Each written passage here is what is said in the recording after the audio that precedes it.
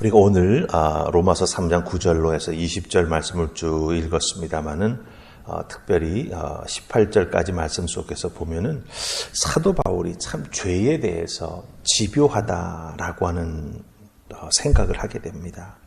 그러니까 관심을 넘어서서 정말 죄와 치열하게 사도 바울이 싸우고 있구나라고 하는 것을 느낄 수가 있습니다.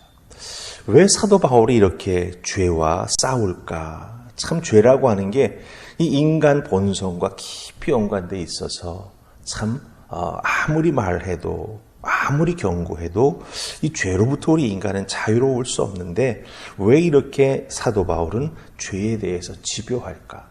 죄가 왜 죄인지, 죄를 어떻게 이겨나가야 하는지 그 부분에 대해서 이렇게 깊은 관심을 갖고 그것을 설명하고 있을까 하는 생각을 말씀을 준비하면서 해보았습니다.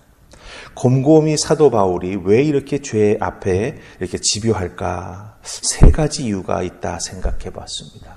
첫 번째는 사도 바울의 개인적인 경험 때문에 이렇게 죄에 대해서 사도 바울은 집요합니다. 율법 앞에 철저하게 자신을 잘 다스리는 바리새인이었습니다.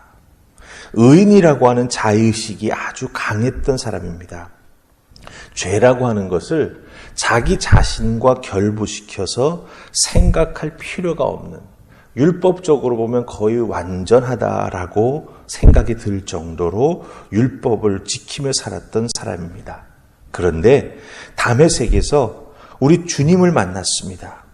그리고 그 주님을 깊이 만난 다음에 사도 바울은 자기가 죄인 중에 죄인을 넘어서서 죄인 중에 괴수라고 하는 깨달음을 깊이 하게 되었습니다. 내가 율법으로 보았을 때 의인이 아니라 하나님의 은혜 앞에 서 있을 때 참으로 내가 깊은 죄인이 되는구나 라고 하는 걸 개인적인 경험을 통해서 깊이 알았습니다.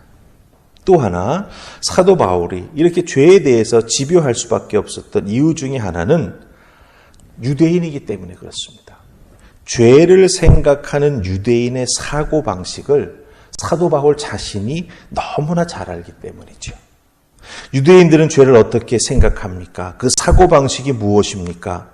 자기의 마음이나 자기의 생각과는 상관없이 외형적으로 율법을 잘 지키기만 하면, 율법을 겉으로 행동을 통해서 어기지만 아니하면 무슨 생각을 하든 무슨 마음을 먹든 그것은 문제가 되지 않는다라고 생각하는 사고방식을 가지고 있었습니다. 그것이 율법주의가 되어버렸죠. 그래서 율법을 겉으로 지키기만 하면 그 속은 어떻게 되든 문제가 되지 않는다라고 하는 유대인들의 그 죄를 생각하는 사고방식을 사도 바울이 너무나 잘 알기 때문에 죄에 대해서 이렇게 엄격한 것을 보게 됩니다. 그리고 세 번째입니다. 아주 결정적인 것인데 바로 예수 그리스도를 십자가에 못 박아 죽게 만든 것이 나 자신이다라고 하는 아주 깊은 복음의 핵심, 그 은혜를 경험했다라고 하는 것이죠. 유대인인 자기가 예수 그리스도를 십자가에 못 박아 죽게 했다. 결국 모든 유대인들도 예수님을 십자가에 못 박아 죽게 만들었다라고 하는 그 복음의 은혜의 핵심을 깊이 알게 되었습니다. 그래서 십자가 대속의 은혜를 믿지 아니하면 죄에서 헤어나올 수 없다라고 하는 것을 알게 되었기에 죄에 대해서 더욱더 이렇게 민감한 사도 바울이 된 것을 알 수가 있었다라고 하는 것이죠. 이런 사도 바울의 죄에 대한 민감한 모습 세 가지를 가만히 생각해 보면 오늘 사도 바울이 말하는 우리 모든 사람은 다 죄 아래 있고 의인이 없다라고 하는 의미가 무엇인가라고 하는 걸 우리가 잘 알 수 있게 된다라고 하는 것이죠. 그래서 사도 바울이 이런 세 가지 죄에 대해서 민감한 모습을 우리가 기억하면서 사도 바울이 말하는 죄의 핵심은 무엇일까? 우리 한번 살펴보십시다. 9절하고 10절 같이 읽습니다. 자, 9절, 10절 같이 읽습니다. 시작. 그러면 어떠하냐? 우리는 나으냐? 결코 아니라. 유대인이나 헬라인이나 다 죄 아래 있다고 우리가 이미 선언하였느니라. 기록된 바 의인은 없나니 하나도 없으며. 아멘. 사도 바울이 말하는 죄의 핵심은 무엇입니까? 9절에서 보면은 두 가지입니다. 한두 사람만 죄 아래 있는 게 아니라 다입니다. 다 죄 아래 있다. 이렇게 9절에서 선언하고 있습니다. 근데 여기서 죄라고 하는 단어가 하마르티아라고 하는 단어입니다. 이 헬라어 하마르티아는 죄의 권세 혹은 죄의 세력을 말합니다. 그러니까 죄라고 하는 것이 가지고 있는 그 능력, 죄라고 하는 것이 가지고 있는 힘이 무엇인가라고 하는 것을 설명해 주는 게 이 하마르티아라고 하는 단어가 된다고 하는 거죠. 그래서 사도 바울은 모든 사람이 다 이 죄의 권세, 죄의 세력 아래에 있다. 그렇기 때문에 개인 한 명 한 명이 죄에서 벗어날 수 있는 그 힘과 능력을 가지고 있지 못하다라고 하는 것을 말해주고 있습니다. 그런데 이 하마르티아를 사용하면서 죄라고 하는 것을 죄의 세력이라고 말할 때 여기에는 두 가지 작은 의미의 죄도 포함이 됩니다. 무엇입니까? 법조문을 어기는 것. 다른 말로 말하면 율법의 항목 하나하나를 어기는 것도 당연히 죄가 되죠. 그리고 또 하나 아주 중요한 것이 있습니다. 무엇이냐면 하나님이 요청하시는 믿음의 모습, 하나님이 요청하시는 말씀과 율법에 제대로 믿음으로 부응하지 못하는 그것도 죄라고 사도 바울은 보고 있습니다. 너희 하나님께서 내가 거룩하니 너희도 거룩하라 라고 요청하셨죠.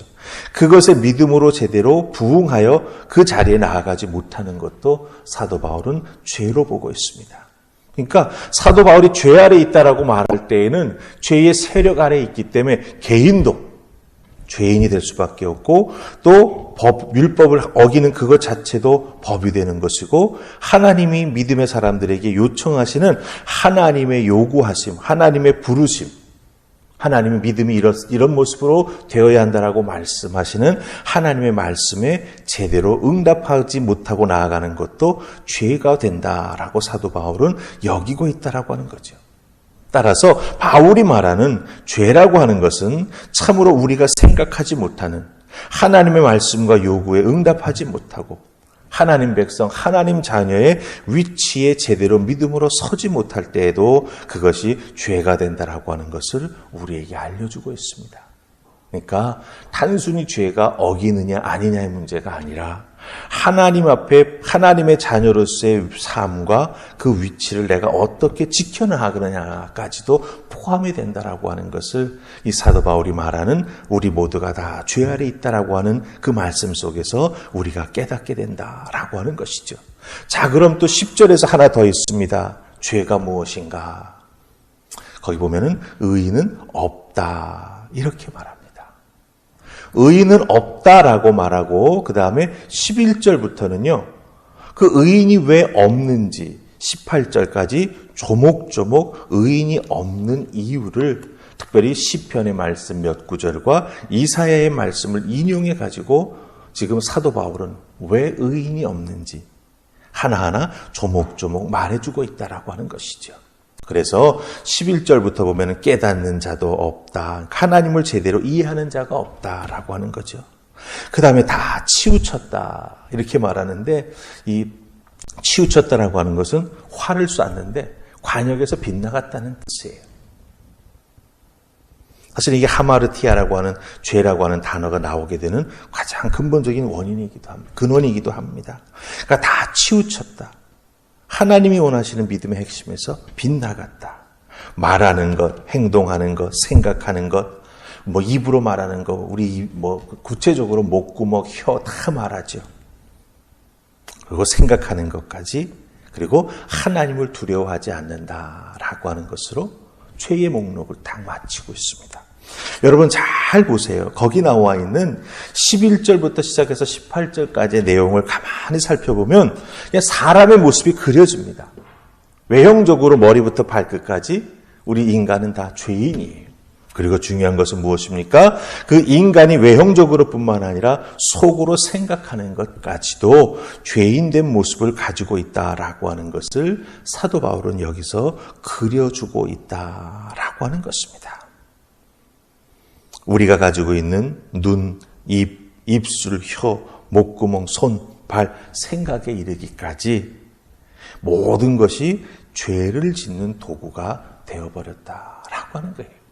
하나님의 형상으로 만들어준 귀한 하나님의 자녀임에도 불구하고 우리들 가지고 있는 지체들 하나하나가 다 죄를 짓는 도구가 되어버렸다라고 사도 바울은 안타까워하고 있다라고 하는 것이죠. 여러분, 바로 이런 사람이 우리들입니다. 내 눈, 내 입, 내 마음, 내 생각, 내 손과 발, 여기서 모든 언급된 모든 것이 나에게 있지 않습니까? 그런데 그것으로 우리는 죄를 범한다라고 하는 거예요. 자, 그럼 도대체 사도 바울이 다 죄 아래에 있다, 의인은 없다라고 말하는데 이것을 우리가 어떻게 이겨나가서 죄 아닌 하나님 앞에 정말 귀한 믿음의 사람으로 설 수 있을까? 사도 바울은 19절과 20절에서는 율법으로는 방법이 없다라고 말합니다. 그럼 도대체 어떻게 하면 좋을까? 나도 그리스도인인데 나의 이런 모습을 도대체 어떻게 극복하면서 신앙의 자세를 취하고 살아가야 할까? 욥의 모습을 우리가 기억하면 좋겠습니다. 욥의 마지막 장이죠. 욥기 42장 5절과 6절에 보면 욥이 그 모든 고난을 겪고 나서 자기 입술로 고백하는 게 있습니다. 내가 주께 대하여 귀로 듣기만 하였사오나 이제는 눈으로 주를 배움나이다. 그러므로 내가 스스로 거두어 드리고 티끌과 재 가운데에서 회개하나이다. 이 말씀이 있어요. 우리가 5절은 잘 압니다. 내가 주께 대하여 귀로 듣기만 하였사오나 이제는 눈으로 주를 봅니다. 욥이 자기의 그 모든 고난을 겪고 나서 하나님이 자기 자신을 얼마나 사랑하는지 정말 더욱더 깊이 체험했다라고 하는 의미가 이 5절에 나오는 것이죠. 그런 하나님의 은혜를 체험한 다음에 욥이 어떤 행동을 합니까? 내가 스스로 거두어 드린다라고 말하고 있습니다. 이 거두어 드린다라고 하는 단어의 그 히브리어 뜻은 이 한 상태에서 다른 상태로 전이 된다라고 하는 뜻이 가지고 있어요. 한 상태에서만 머물러 있는 게 아니라 더 나은 상태로 나아가기 위해서 사람이 변화된다, 움직여 나아간다, 변천한다, 이런 뜻을 가지고 있습니다.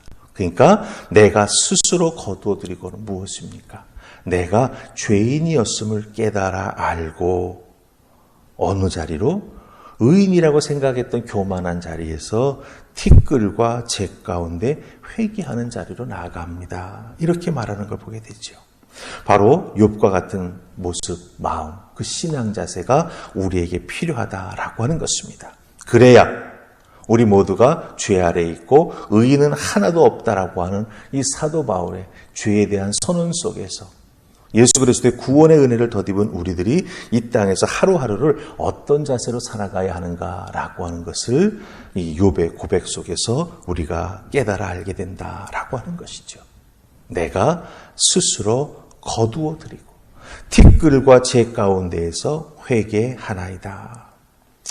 오늘 주어진 여러분의 삶의 자리에서 우리도 죄 앞에서 의롭지 못하고 자유롭지 못하다라고 하는 건 꼭 기억하시고, 혹시 나라고 하는 존재가 어떤 죄의 자리로 혹은 죄가 만들어지는 원인을 제공하는 그런 자가 되지 아니하도록 우리가 스스로를 살피면서 늘 자기를 거두어 드리는 욥과 같은 귀한 믿음의 자세로 살아가는 여러분 되시기를 주님의 이름으로 축복합니다. 아멘. 우리 기도하십시다. 좋으신 하나님 은혜 감사합니다. 오늘 말씀 속에서 사도 바울이 왜 이렇게 죄에 대해서 엄격할까? 왜 사도 바울은 이렇게 죄에 대해서 집요할까? 그 원인과 그 결과를 이렇게 성경적으로 신앙적으로 말씀에 의지해서 깊이 찾아낼까? 바로 우리들에게 이 죄라고 하는 것에서 자유로울 수 없음을, 죄라고 하는 것이 바로 나 자신이 된다라고 하는 것을 알려주기 위해서, 그러기에 하나님 앞에 더욱더 겸비한 믿음으로 나아가라고 우리에게 이 죄에 대한 경고를 주는 것을 다시 한번 깨달아 알게 됩니다.